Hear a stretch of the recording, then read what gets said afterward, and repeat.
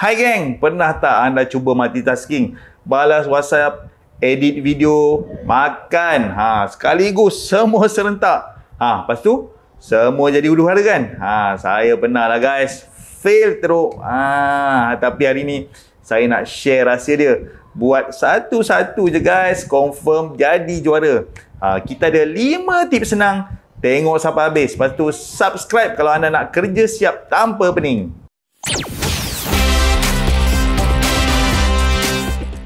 Hey, selamat datang ke Momo Tube Inspirasi Kehidupan dan juga makanan. Like, subscribe dan bell jika anda masih belum. Saya Mike daripada Fantografi.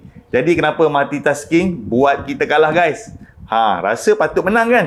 Okay, sebab otak kita ni bukan robot guys. Saya dah test cara.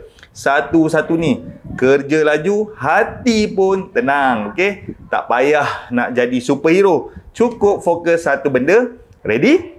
Jom kita jadi raja satu per satu. Tip pertama, pilih satu dulu guys. Jangan buat 5 benda sekali. Saya selalu tanya, apa benda yang paling penting sekarang ni? Contoh, edit video. Yang lain tunggu. Anda cubalah pilih satu task esok.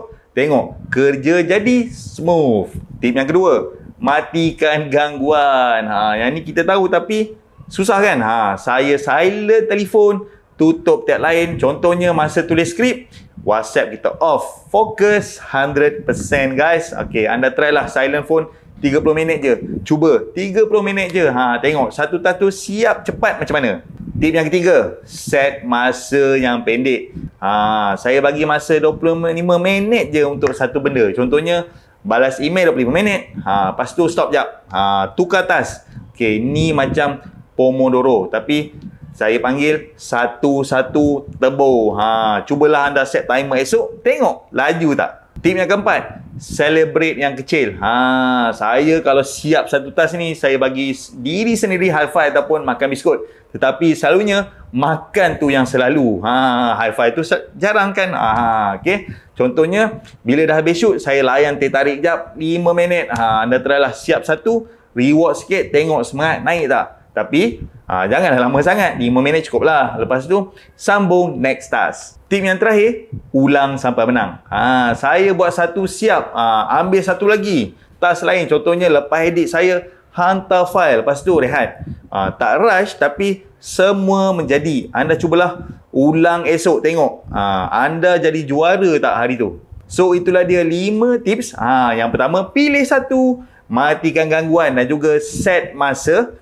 Dan juga celebrate kemenangan itu. Dan yang kelima, ulang step-step tersebut. Okay, senang kan? Tak susah. Okay, cubalah esok satu. Lepas tu ceritakan saya dekat komen ni macam mana impact dia pada diri anda. Berapa task anda boleh siap satu hari. Kalau suka video ni, smash je lah subscribe tu. Share kat kawan-kawan yang multitasking dia fail. Dan kita jumpa lagi di next episode Momo Tube gang. Jom jadi raja satu per satu.